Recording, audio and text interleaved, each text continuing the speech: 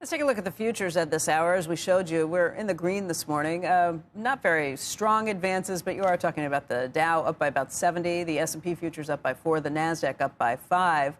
For more on the markets right now, we want to bring in Evan Brown. He's portfolio manager and head of multi-asset strategy at UBS Asset Management. And Evan, you're convinced that how the markets are going to trade in the near future is entirely tied to just how stringent President Trump is when it comes to his trade policy.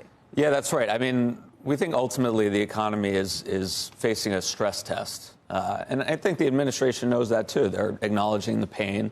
They have these long-term goals of bringing manufacturing back home. But in the meantime, this is, the auto tariffs and other tariffs. They're raising prices on consumers. They're creating uncertainty for businesses. You can do your best as an economist to try to model that out, but the direct effects, but the indirect effects in terms of the uncertainty created and businesses, potentially pressing pause on hiring decisions, on investment decisions, that's harder to model. So we not think to mention the retaliation from the nations that we're doing this to. Exactly, not to mention the retaliation. That's right. So we've got a choppy few months ahead, and we'll see how it plays out. I thought it was interesting. A lot of us have been thinking, okay, next week we'll finally have clarity. We'll see what happens on D-Day, on Wednesday of next week. But your point is that's just the beginning. I think it's closer to the beginning because you're going to have all of these tariffs announced, and maybe it'll be a maximalist position. I mean, that's generally what we've seen from the Trump administration, put out big numbers and then kind of pull back a little bit. And so I think you're going to see a lot of tariffs on a lot of different countries, and then bilateral negotiations will start, and we won't really know where we are for several months.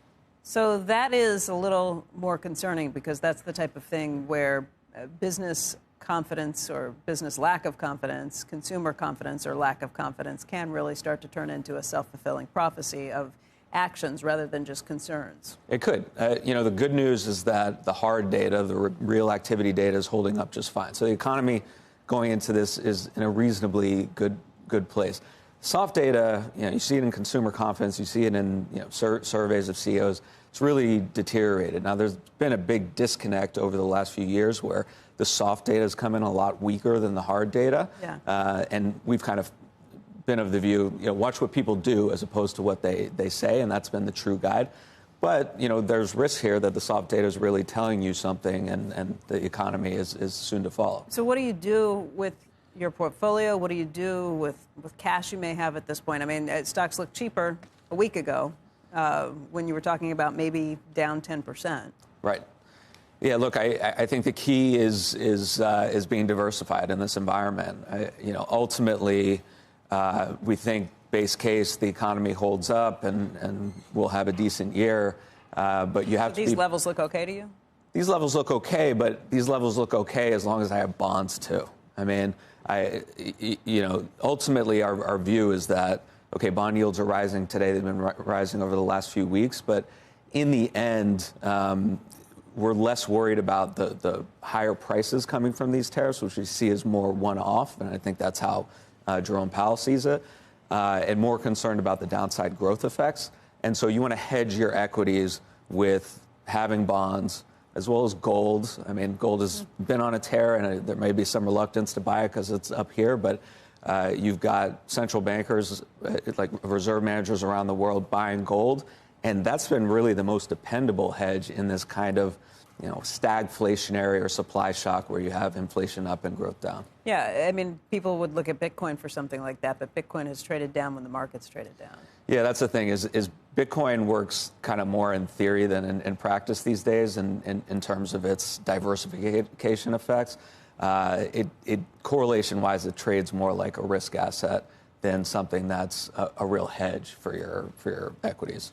What is your exposure when it comes to U.S. equities versus around the globe? We're fairly balanced at this point. I mean, we had been riding some of this China and Europe trade, but now we're getting a little bit more balance. We think that the narrative because those markets have run up. Those markets have run up, but now we think kind of this narrative of end of the U.S., right? We went from U.S. exceptionalism to now no one wants to invest in the U.S. and you got to invest in Europe and China. you should be, just as you're diversified across assets, you should be diversified across international within equities.